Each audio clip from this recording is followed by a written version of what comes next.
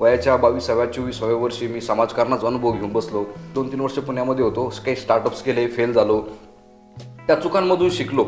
आपण सकाळी सकाळी जर आपल्या आईबापाच्या पाया पडून जर घरातून निघालो ना, तर मला नाही वाटत की 33 कोटी देवाच्या मंदिरामध्ये जाण्याची पण आपल्याला गरज पडत.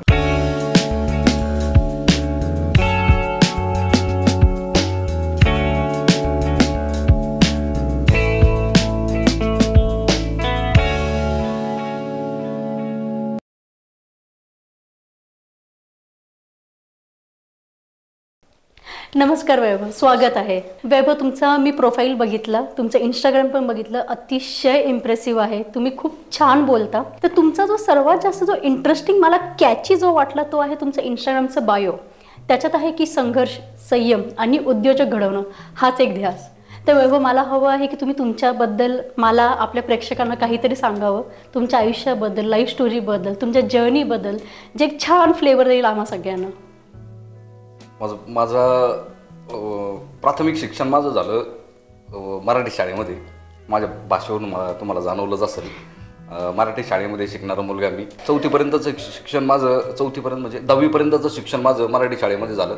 त्यानंतर 11वी-12वी पण आमच्या गावामध्येच आमची कंप्लीट केली मी. त्यानंतर 12वीनंतर ॲडमिशन घेतलं डिग्रीसाठी. पण डिग्री पूर्ण करता आली नाही मला काही कारणास्तव. मी अजून एक ड्रॉपआउट स्टुडंट आहे मी. पण आजपर्यंत इथपर्यंत येईपर्यंत आयुष्यात खूप सारे अनुभव आले. पडलो, घडलो, पुन्हा उठलो, पुन्हा पडलो, परत उठलो. पण अजून लाख अडथळे आले तरी आणि लाख वेळा जरी पडलो तरी मी काय थांबणार नाही आणि मला कोणी थांबवू शकत नाही ह्या मताचं मी आहे. वयाच्या 21व्या वर्षी राजकारणाचा अनुभव घेऊन बसलो. वयाच्या 22व्या-24व्या वर्षी मी समाजकारणाचा अनुभव घेऊन बसलो. 21 जोडप्यांचा लग्न लावले मी, गरीब 21 जोडप्यांचे सामुदायिक विवाह सोहळ्यामध्ये. त्यानंतर नोकरीचा अनुभव घेतला. काही 2-3 वर्ष पुण्यामध्ये होतो. काही स्टार्टअप्स केले, फेल झालो. त्या चुकांमधून शिकलो. जर आपण काही उभारणी आपण करतोय एखाद्या गोष्टीची, तर आपल्याला त्याच्यातून मिळणारा जो अनुभव आहे तो आपल्याला त्या फील्डमध्ये उतरल्याशिवाय आपल्याला तो येणार नाही. क्रिकेटचा देव आज ज्या व्यक्तीला म्हटलं जातं, सचिन तेंडुलकर. सचिन तेंडुलकरच्या कोचने त्यांना फक्त क्रिकेट कसं खेळायचं, एखाद्या गोष्टीला आपण फील्ड कसं करायचं, ह्या गोष्टी त्यांच्या कोचने शिकवल्या. क्रिकेटबद्दल ज्ञान हे सचिन तेंडुलकरला त्यांच्या प्रशिक्षकाकडनं मिळालं. पण ॲक्च्युअलमध्ये समोरून बॉल कसा येणार आहे हे त्यांना स्वतःला सिद्धच करावं लागलं ना. बरोबर. मैदानात उतरून त्यांना स्वतःला सिद्ध करावं लागलं की आय एम सचिन तेंडुलकर आणि मी देव आहे क्रिकेटचा. हे जनतेने ॲक्सेप्ट केलं. नंतर सांगण्याचा उद्देश काय की अनुभव आपल्याला भरपूर काही शिकवणार आहे. लाईफमध्ये येणारे अडथळे, लाईफमध्ये येणारे अनुभव, आयुष्यात आलेला प्रत्येक व्यक्ती आपल्याला काही ना काही आपल्याला शिकून जाणार आहे. पण त्याच्यातून आपण शिकतोय काय?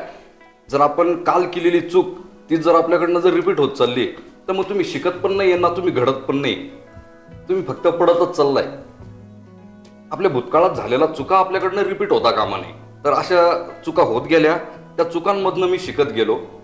आणि मला बरेच जण विचारतात ना की सर, शब्द येतात कुठून तुम्हाला, किंवा एवढे बोलण्याची डेअरिंग येते कुठनं, किंवा स्टेज डेअरिंग तुमची एवढी कशी काय तुमची क्रिएट झाली. तुम्ही प्रत्येकाला सांगतो माझ्या अनुभवाने मला खूप काही शिकवलं.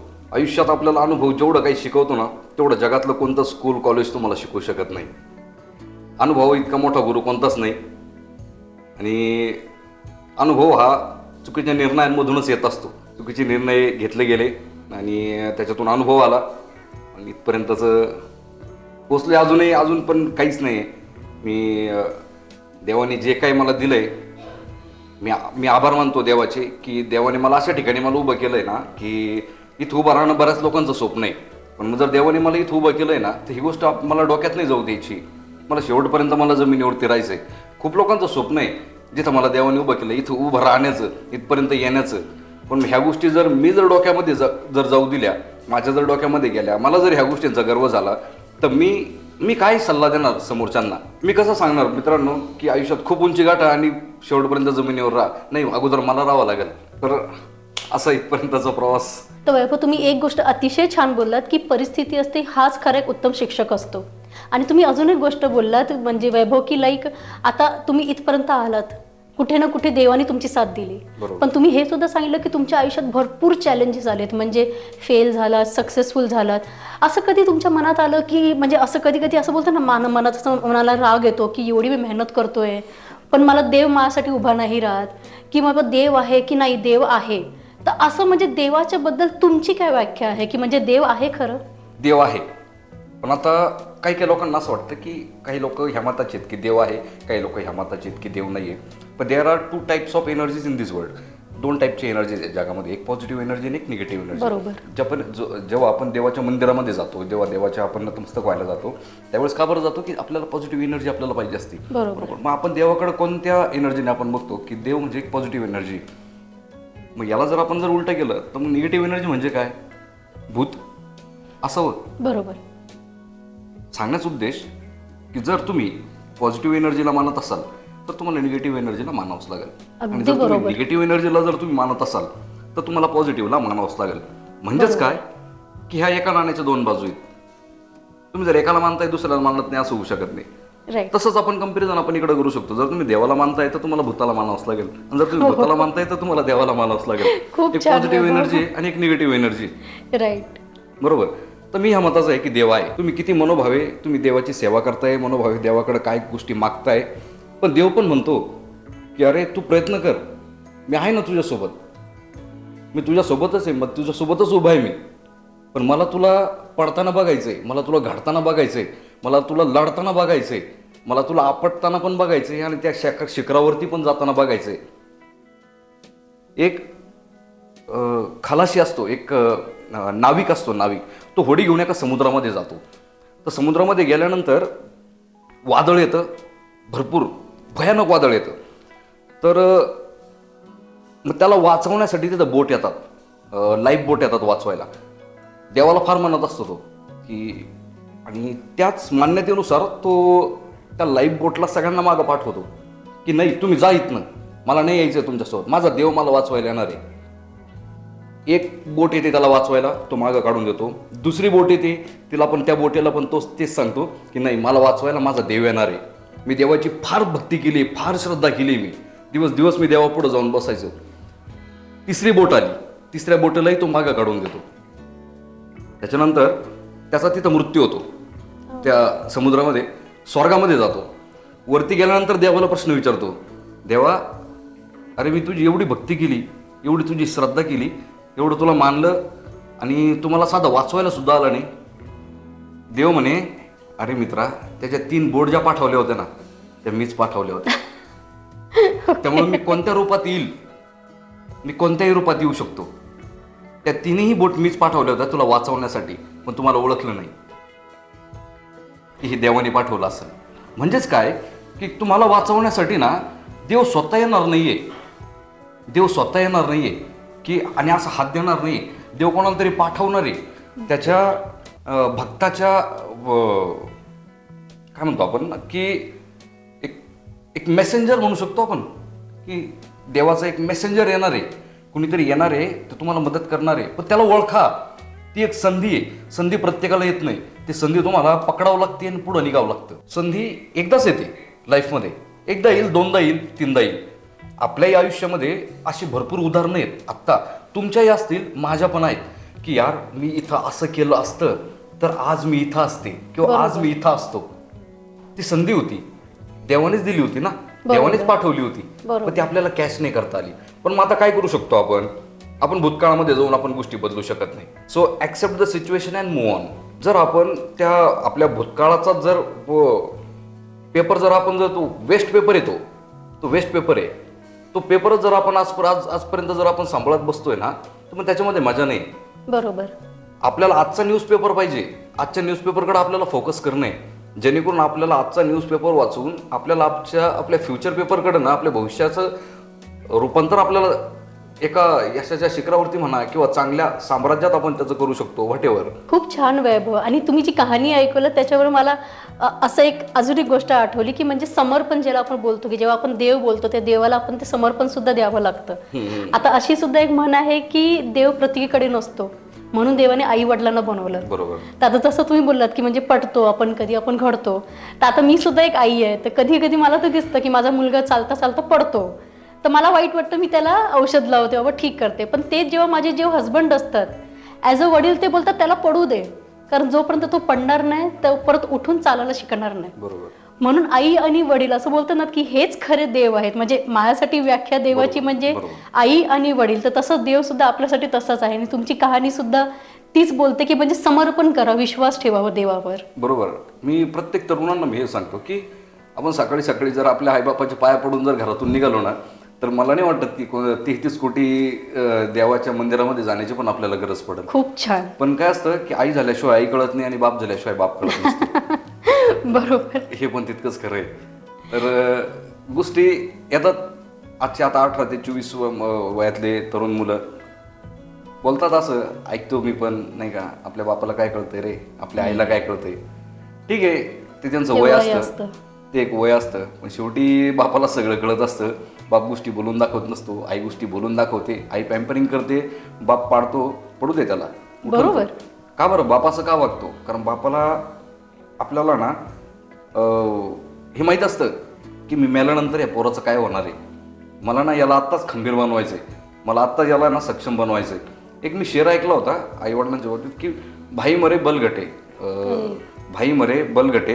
म्हणजे आपण म्हणतो ना की किती तुम्ही या, 100 लोक आहे ना, चला या भाऊ माझ्यासोबत. माझं भाई मरे बलगटे, बाप मरे छज्जा. म्हणजे बाप मेल्यानंतर ना ऊन वारा पाऊस सगळं येणार आपल्याला, नाही का, डायरेक्ट. भाई मरे बलगटे, बाप मरे छज्जा, और जिस दिन मरेंगी माँ उडा सारा जग सोना लग जाए. तर वैभव, आता जेव्हा आपण आपला नवीन व्यवसाय चालू करतो, तो एका उद्योजकाला सुद्धा भरपूर काही चॅलेंजेस फेस करावे लागतात. जसं इम्पोस्टर सिंड्रोम झाला किंवा सेल्फ डाऊन, स्वतःवर शंका करणं. भरपूर जण काय होतं, कधी कधी कंपॅरिझन पण करतात की म्हणजे अरे तो बघ, तो यशस्वी झालाय पण तू अजून नाही झालायस. तर तो कधी कधी बोलतो ना की स्वतःवर शंका होते, कधी कधी चिंता सुद्धा असतात, म्हणजे पैशाला घेऊन असं काही. आणि सर्वात मोठं असं असतं, काही जणांचं असं पण म्हणणं असतं की बाबा आमच्या आई वडिलांतर्फून आम्हाला तो व्यवसाय मिळालाय, आम्हाला तेवढं पॅशन नाही आहे त्या व्यवसायाबद्दल, पण आम्हाला ते चालवायचं आहे. तर आता अशा सगळ्या परिस्थितीत माणसाने काय करावं? स्वतःवर जे शंका, जे टीका होत आहेत त्याला बदलून, ती जी नेगेटिव्ह एनर्जी आहे त्याला बदलून पॉझिटिव्ह एनर्जी म्हणजे पॉझिटिव्ह थॉट्स कसे आणायचेत. आणि समजा जर पॅशन जरी नसेल तरी तो बिझनेस तुमचा सक्सेसफुल झाला पाहिजे, ह्याच्यासाठी माणसाने काय करावं? सर्वात अगोदर ना की स्वतःवरती शंका घेणं हा जो पार्ट आहे ना, हा फार तरुणांच्या, प्रत्येक व्यक्तीच्या लाईफमध्ये, असं नाही का तो फक्त की तरुण वर्ग असेल, तो प्रत्येक व्यक्तीच्या आहेत. आपल्या वडिलांच्या वयामधलेही लोक असे आहेत भरपूर सारे की त्यांनाही काही गोष्टी करताना येते, शंका येते.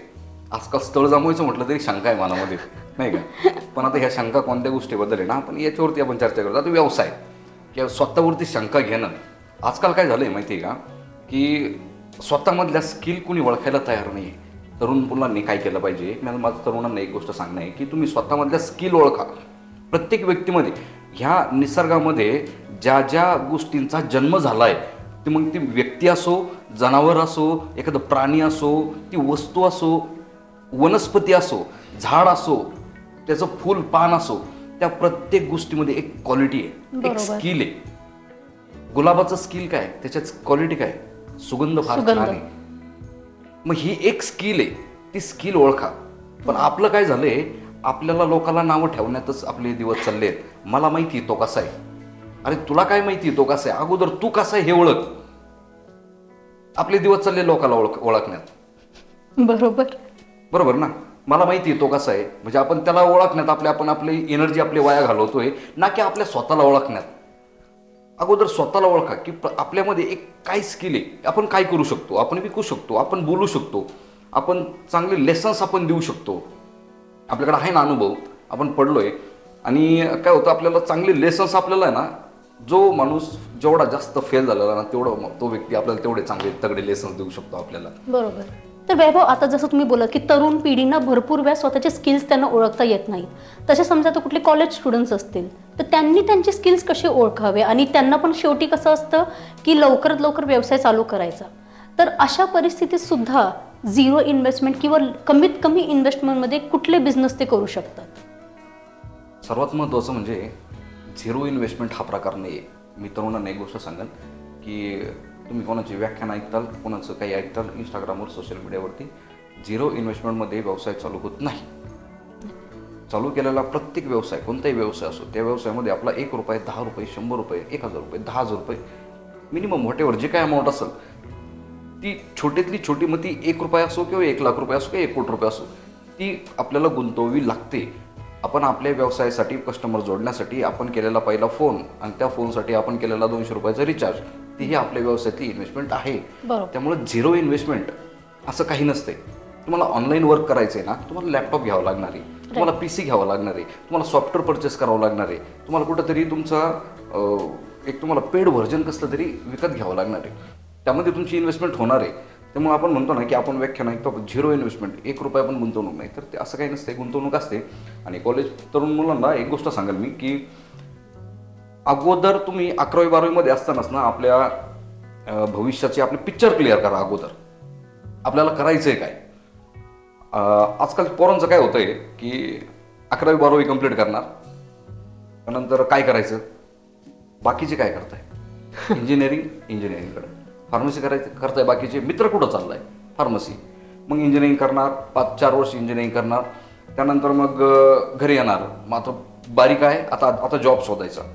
मग आता जॉब शोधायचा, माझ्या शेजारच्या बेंचवरती बसलेल्या मुलाला मला 30,000 रुपये पेमेंट मिळालं, मग मी 10,000 रुपयावरती काम का करू, ॲटलिस्ट मला 15,000 रुपये तरी पाहिजे. अरे पण त्यांनी काहीतरी दिलं असेल ना, असे काहीतरी सॅटिस्फॅक्शन देणारे, त्यांना सॅटिस्फाय करणारे आन्सर त्यांनी केले असतील इंटरव्ह्यूमध्ये, तो इंटरव्ह्यू त्यांनी क्रॅक केला असेल, त्यांचं मन जिंकलं असेल. आपण हे बघत नाहीये. मग ते 10,000 रुपयावरती आपले पोरं काम करायला तयार नाही, कारण आपल्याला शून्यातून सुरुवात करायची नाही. आयुष्यात मिळालेला पहिला जॉब आपल्याला आपली डिग्री देणार आहे, तिथून पुढचे प्रत्येक जॉब आपल्याला आपल्या अनुभवाच्या बेसिसवर भेटणार आहे. आपल्याकडे एक्सपिरियन्स किती आणि तो किती वर्षांचा आहे, पण मग तो एक्सपिरियन्स घेण्यासाठी कोणी तयार नाही. सुरुवात ही 5-10 हजार रुपयावरती आपल्याला करावं लागणार आहे. बरोबर. आणि मग मुलं काय आरडणार नंतर, पोरं म्हणजे 10,000 रुपयावरती तुम्हाला काम करायचं नाही, सुरुवात करायची नाही, आणि नंतर आरडायचं की भारतात नोकऱ्या नाही. नोकऱ्या भरपूर आहेत, भरपूर नोकऱ्या, लागन तेवढ्या नोकऱ्या आहेत. बाहेर पडा, रिझ्युमे घेऊन बाहेर पडा. रोजच्या 100 कंपन्यांना रिझ्युमे द्या, एका ठिकाणी तर सिलेक्शन होईल तुमचं. बरोबर. एका ठिकाणी तर होईल ना. पण मग काय झालंय, मग आता जॉब लागत नाही, चांगलं पेमेंट भेटत नाही, आणि मग आता काय करायचं, मग आता मी करतो MPSC UPSC. ओके. मग आता पोरांचं मग तिथून पुढं चालू होतं MPSC UPSC करायचं. मग आता हे जे तुमचं टार्गेट ठरलंय ना, तुम्ही ठरवा. 11वी मध्ये तुम्ही 10वी पास झाले ना. माझं महत्वाचं म्हणजे माझं पालकांना एक सांगणं आहे की आपल्या मुलातली तुम्ही स्किल ओळखा. मुलाला नाही कळत, 16 वर्ष, 16, 17, 18, 19, 20, 21, 22, 23, 24, 25 पर्यंत मुलगा हा मॅच्युअर्ड नसतो. मग तो मुलगा असो मुलगी असो, जेव्हा माणूस 25-26 क्रॉस करायला स्टार्ट होतो, त्यानंतर त्याला यायला चालू होते मॅच्युरिटी. कारण वय वर्ष 26-27 पर्यंत ना त्याला दुनियाभराचे अडथळे आलेले असतात. त्याच्यातून पडून उठून त्याला ती मॅच्युरिटी लेवलला तो पोहोचलेला असतो. तर माझं पालकांना एक सांगणं आहे की तुमच्या मुलातल्या स्किल तुम्ही ओळखा. जेव्हा मुलगा 10वी पास आउट होतोय ना, तुम्हाला वाटतंय की तुमचा मुलगा कॉम्पिटेटिव्ह एक्झाम क्रॅक करू शकतो, 11वीला असतानाच त्याच्या हातामध्ये पुस्तक आणून द्या सगळे. आत्तापासून त्याला सांगा की तू फक्त 1 तास दे रोजची, झोपतानाची 1 तास द्यायची तो फक्त.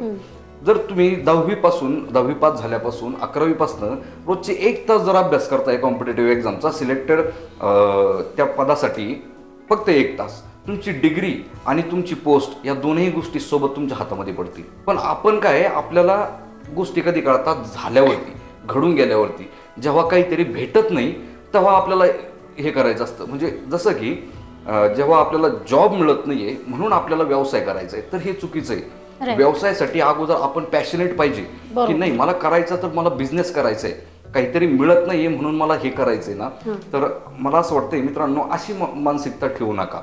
नाही का, की तुम्ही तुमचे 100% देऊन तुम्ही उतरा कशामध्ये तरी. जॉब वाईट आहे मी असं कधीच बोलत नाही, मी आतापर्यंत असं कधी बोललो पण नाही की पोरांनो जॉब अजिबात करू नका. माझं एकच सांगणं आहे की ज्या फील्डमध्ये जा त्या फील्डमध्ये टॉपला पोहोचा. फक्त जॉब करायचा सुंदर पिचाई बना, व्यवसाय करायचा रतन टाटा बना, मुकेश अंबानी बना. तर वैभव, तुमच्या आयुष्यात इन्स्पिरेशन देणार कोण आहे? मला इन्स्पिरेशन देणार सगळ्यात पहिले माझे आई-वडील. माझ्या वडिलांकडनं मला खूप काही शिकायला मिळालं. माझे वडील आंतरराष्ट्रीय खेळाडू आहेत. महाराष्ट्र शासनाचा त्यांना शिवछत्रपती राज्य साहसी क्रीडा पुरस्कार त्यांना मिळाला आहे. 10 नॅशनल रेकॉर्ड्स आहेत त्यांच्या नावावरती. प्लस नॅशनल ॲडव्हेंचर फाउंडेशनचे ते मेंबर पण आहेत. त्यानंतर त्यांनी भारतासाठी एक गोल्ड मेडल आणलं आहे, 2 ब्रॉन्झ आहेत, 1 सिल्वर पण आहे. आणि ह्या सगळ्या गोष्टी त्यांना वडिलोपार्जित मिळाल्या नाही. या सगळ्या गोष्टींसाठी त्यांना फार झटावं लागलं ॲडव्हेंचर फील्डमध्ये, म्हणजे पॅराग्लायडिंगमध्ये. आणि पहिला अटेम्प्ट माझ्या वडिलांनी 1992 साली आमच्या घरावरनं बारदाण्याचा गोणीचा हे केला होता, हे हँग ग्लायडर केलं होतं आणि तिथून उडी मारली होती आणि पाय मोडून घेतला होता. तर तिथून माझ्या वडिलांची सुरुवात झाली त्या गोष्टीसाठी. फार आम्ही म्हणजे संघर्ष काय असतो ना हे मला माझ्या वडिलांकडनं शिकायला मिळालं. आणि त्या संघर्षाला आपण कसं फेस करायचं हे मला त्यांच्याकडनंच जन्मतः मला हे बघायला मिळालं, मला शिकायला मिळालं की लोक तुम्हाला नाकारणार पण आहेत, प्रत्येक व्यक्ती तुम्हाला स्वीकारणार नाहीये. बरोबर. आपण सगळ्यांसाठीच आपण राईट पर्सन असू नाही शकत, अजिबात नाही. आपण प्रत्येकासाठी योग्य असू शकत नाही. कोणतंही क्षेत्र घ्या तुम्ही, भले ते राजकारण असो, राजकारणामध्ये असा एकही व्यक्ती नाहीये की त्या व्यक्तीला प्रत्येक लोक चांगले म्हणताय, असं कोणच नाही जगामध्ये, असं कोणच नाही. कारण म्हणजेच काय, कारण का तर तुम्ही प्रत्येक व्यक्तीला तुम्ही खुश ठेवू शकत नाही. प्रत्येक व्यक्तीसोबतचे आपले विचार जुळतील, प्रत्येक व्यक्तीला आपले विचार आवडतील, असं होऊ शकत नाही. तर वैभव, तुमचा जो इंस्टाग्राम प्रोफाईल आहे ना त्याच्यावर मी तुमचे भरपूर रील्स पाहिलेत आणि त्यात तुम्ही भरपूर व्हरायटी दिल्यात. म्हणजे काही ह्याच्यात तुम्ही खूप मोटिवेशनल छान बोललात, काही ह्याच्यात तुम्ही एंटरटेनमेंट पण केलात. तर तुम्ही कुठल्या तुमच्या रील्सबद्दल सांगू शकतील ज्या म्हणजे खूप पॉप्युलर झाल्या, ज्या तुम्हाला खूप आवडतात, किंवा अशा कुठल्या रील्स ज्या पहिल्यांदा ज्यात तुम्हाला भरपूर अप्रिसिएशन मिळालं? आता तुम्हाला खरं सांगू का, मी ह्या फील्डमध्ये ॲक्सिडेंटली आलोय. इंस्टाग्राम, सोशल मीडिया, मी व्हिडिओ बनवत होतो आणि व्हिडिओ बनवता माझा एक व्हिडिओ व्हायरल झाला. म्हणजेच काय, मला की संधी मिळाली मला. बरोबर. जसं मी मगाशी बोललो की देव तुम्हाला संधी देणार आहे, तर ती तुम्हाला ओळखता आली पाहिजे. मग देवाने मला जी संधी दिली ना, ती संधी आपण पकडायची असते. मग ती संधी मी पकडली आणि मी कॉन्टेंट बनवत गेलो. आपल्याकडे एक स्किल आहे, आपल्याला बोलता येते. माझ्याकडे स्टेज फोबिया नाही आहे, मी स्टेजवर उभं राहून बोलू शकतो आणि आपल्याला बोलता येतंय. तर आपल्याला, आपणही तेवढे अनुभवातून आलो, आपणही आपला अनुभव आपण शेअर करू शकतो चांगलं बोलून प्रत्येकाला. तर अशा पद्धतीने पुढे येत गेलो.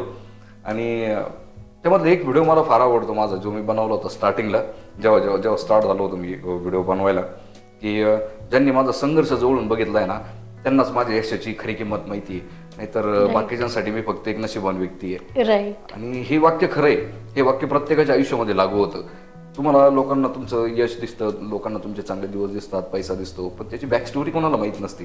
ती जाणून घेण्याची लोकांना इंटरेस्ट तेव्हा पैदा होतो जेव्हा तुम्ही काहीतरी बनता. तेव्हाच तुमचा संघर्षाचा काळ लोकांना ऐकायचा असतो की हे तुम्ही कसं हँडल केलं, याला तुम्ही कसं सर्व्हाइव्ह केलं, याचं आम्हालाही शिकवा. कारण तुम्ही ते प्रूव्ह करून दाखवलेलं असं समोरच्याला की यार आय एम द किंग, असं नाही का. म्हणजे तर वैभव, आता आपण जेव्हा सोशल मीडियाबद्दल बोलत आहोत तर तुम्हाला काय वाटतं, सोशल मीडिया चांगला आहे की वाईट आहे? सोशल मीडिया चांगलं पण आहे आणि वाईट पण आहे. तसं जर बघितलं आपण की आजकाल सोशल मीडियावरती सगळं चांगलंच बघायला मिळतंय असं नाही. आता ह्या सोशल मीडियाचा आपण वापर कसा करून घेतो हे आपल्यावरती डिपेंड आहे. जर आपण एक व्यावसायिक आहे, आपण व्यवसाय टाकलाय, तर तुम्ही त्या व्यवसायाला आपल्या सोशल मीडियावरती तुम्ही आणून कन्वर्ट करा. सोशल मीडियावरती त्या व्यवसायाला घेऊन या. तुमची लाख रुपयाचा तुमचा प्रोडक्ट आहे, लाख रुपये गुणवत्तेचा तुमचा प्रोडक्ट आहे, पण तो प्रोडक्ट लोकांपर्यंत पोहोचलेलाच नाहीये.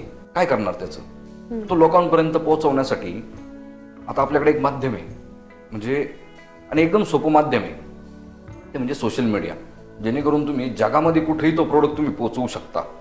फक्त काय का तो प्रोडक्ट पोहोचवण्यासाठी किंवा सोशल मीडियावरती येण्यासाठी किंवा सोशल मीडियावरती ग्रो होण्यासाठी काही गोष्टी आहेत त्याच्या तुम्हाला फॉलो करायच्या आहेत.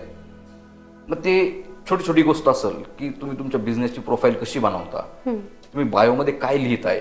तुम्ही जर ॲज अ बिझनेसमॅन आहे, तुम्ही बिझनेस पर्सन आहे आणि तुम्ही तुमच्या बायोमध्ये टाकताय की cake murder on hash date, my life my rules. मी इंटरेस्टेड नाहीये तुमच्याकडून तो प्रोडक्ट घेण्यासाठी. ॲज अ कस्टमर म्हणून बोलतोय मी. बरोबर. ओके, तुमचा बायो तुमचा अगोदर चांगला पाहिजे, एक सॉफिस्टिकेटेड बायो पाहिजे. तुम्ही पोस्ट काय करताय ते पण फार महत्वाचं आहे. की तुम्हाला लोकांना सतत दिसत राहावं लागणार आहे. हे पण फार महत्वाचं आहे. त्यामध्ये मग 3 पार्ट येतात. एक एडिटिंग येते, एक कॉन्टेंट येतो आणि एक व्हिडिओग्राफी येते एक त्याच्यामध्ये. या 3ही गोष्टींची जोड तुम्हाला बसली पाहिजे. बरोबर. आणि हा झाला चांगला फायदा. आता सोशल मीडियाचे वाईट फायदे. सोशल मीडिया वाईट कसं, आता यावरती जर विचार केला ते आजकालचे 2 वर्ष 3 वर्ष 4 वर्ष 5 वर्षाचे जे पोरं आहेत, मुलं मुली आहेत, मोबाईल शिवाय राहत नाही ते आता. त्यांच्या आईवडिलांना जर आपण जर बोललो की हे चांगलं नाही आहे, तुम्ही असं हे मोबाईल देऊ नका त्यांच्या हातामध्ये, ते म्हणतात काय करणार, पोरगं जेवत नाही, पोरगं 2 दिवस नाही जेवणार, 3 दिवस नाही जेवणार, भूक लागल्यानंतर सगळे जेवतात. बरोबर. तुम्ही त्याला पॅम्परिंग करू नका.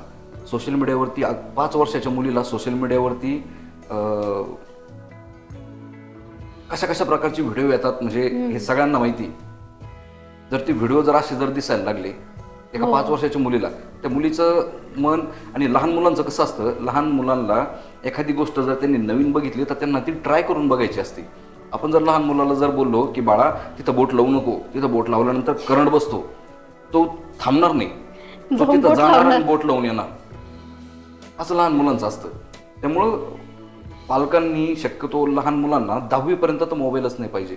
राईट. आणि काय होतंय आजकाल लवकर मोबाईल हातामध्ये आल्यामुळं ना त्या मुलांना आईवडिलांचीच किंमत राहणार नाही पुढे भविष्यामध्ये. बरोबर. कारण आईवडिलांसोबत टाइम स्पेंडच होत नाही ना काही.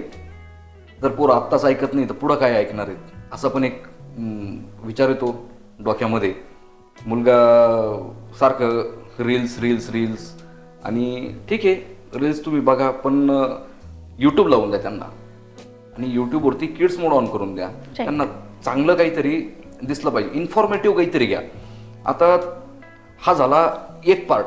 आता दुसऱ्या पार्टला जर आपण विचार केला ना तर आजकालचे ही जी पिढी आहे ना, आता ती पिढी, ही पिढी अजून 15 वर्षानंतर मध्ये आपल्याला खाऊन टाकणार आहे. ओके. जी गोष्ट आज आपल्याला माहित नाही ना, किंवा ज्या गोष्टीची माहिती आज आपण ठेवतोय, गुगल म्हणा, व्हॉट्सअप म्हणा, फेसबुक म्हणा, त्यानंतर युट्यूब म्हणा, युट्यूबवरती कसं सर्च करायचं, युट्यूबवरती काय काय भेटतं, त्याच 10वीच्या पोराला माहिती. हो हो. जी इन्फॉर्मेशन आपल्याकडे आहे ती इन्फॉर्मेशन आज 10वीच्या पोराकडे आहे. म्हणजे आपलं कॉम्पिटिशन कितीमध्ये शिकतंय आज 10वीमध्ये. बरोबर. जेव्हा हे पोरं अजून 15 वर्षांनी आपल्याला खाऊन टाकते नाही. त्यामुळे मग तरुणांना मी आत्ताच सांगतोय की हा मागचा लॉट येतोय तर लवकर उतरून घ्या व्यवसायामध्ये आणि आपली गाडी सेट करून घ्या. बरोबर. आणि बाबा कुठे ना मला पण असं कधी कसं वाटतं, म्हणजे जेव्हा मी विचार करते बाबा जेन झी, जेन वाय, एक्स, जेव्हा आपण असं कंपॅरिझन करतो तेव्हा मला असं कधी कधी वाटतं की जी 80s आणि 90sची जी जनरेशन होती ना, ती जनरेशन त्या बाबतीत खूप लकी होती. कारण ते बोलले की ते स्लोली आणि स्टडीली कुठे ना कुठे जाऊन इंटरनेट ह्या सगळ्यांना एक्सपोज झाले. तर 80s 90sच्या जनरेशनला भरपूर वेळ मिळाला रिलेशनशिप स्ट्रॉंग करायला, आई वडिलांबरोबर टाइम स्पेंड करायला, जे आजूबाजूचे लोक आहेत आपले जे रिलेटिव्ह आहेत त्यांच्याबरोबर टाइम स्पेंड करायला, आणि हळूहळू मग ते इंटरनेटकडे एक्सपोज झाले. आजच्या तारखेला असं आहे की म्हणजे आता माझा मुलगा 3रीत आहे आणि बघते की फर्स्ट स्टँडर्ड पासूनच त्याला कम्प्युटर हा सब्जेक्ट आहे. तर आपल्याला हवं असो किंवा नको हवं असो तरीही आपण असं बोलतो ना की इंटरनेटला एक्सपोज होतच आहोत.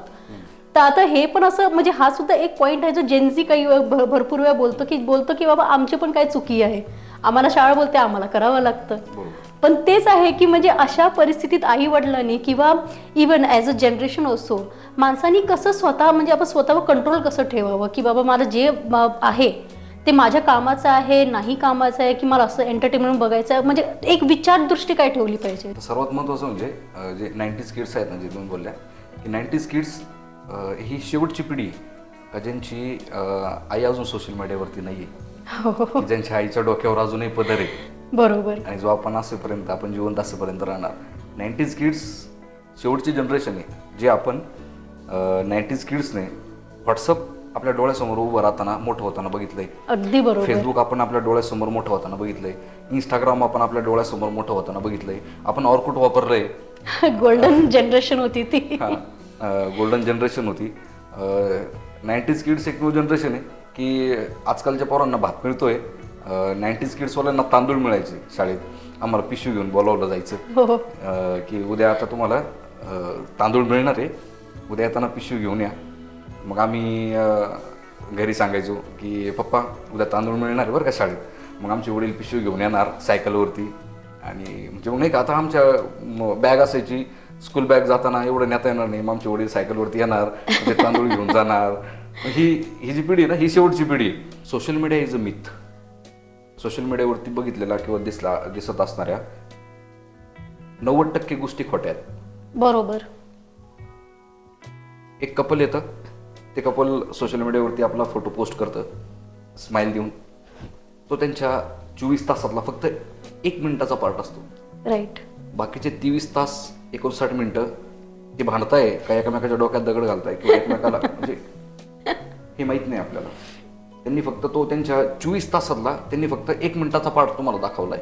राईट. त्यामुळे सोशल मीडियावरती दिसणारी प्रत्येक गोष्ट खरी असेल असं नसतं. त्यामुळं social media is a myth. आपण त्यातनं काय घेतोय असे काही व्हिडिओज आहेत सोशल मीडियावरती जे आपल्याला खरे वाटत आहे, ते खरे नाही आहेत, ते खरे नसतात. कुणी काही पण टाकतंय, कुणी काही पण, कुठलंही लोकेशन, कुठलाही व्हिडिओ असतो त्याला कुठलंही कॅप्शन दिलं जातं आणि लोकेशन कुठलंही टाकलं जातं त्याला. त्यामुळं आपल्याला कंट्रोल आपल्याला स्वतःवरती ठेवावं लागणार आहे की कोणत्या गोष्टी आपल्याला सोशल मीडियाच्या माध्यमातून दिसणाऱ्या आपल्याला घ्यायच्यात आणि कोणत्या गोष्टी आपल्याला सोडायच्यात. सोशल मीडियाकडं आपण जर फक्त एक बिझनेस आणि एंटरटेनमेंट या 2 नजरियांनी जर आपण बघतोय तरच आपण स्टेबल राहणार आहे. बरोबर. त्याचा यूज आपण फक्त ह्या 2 गोष्टीसाठी आपण बघायचा सोशल मीडियाचा. राईट. खास करून इंस्टाग्रामचा. बरोबर. सो थँक्स अ लॉट वैभव, आज येण्यासाठी, तुमचं टाईम देण्यासाठी. तुमची गोष्टी ऐकून, तुमची कहाणी ऐकून खूप छान वाटलं वैभव. आय एम शुअर आपल्या दर्शकांना सुद्धा भरपूर आवडलं असेल.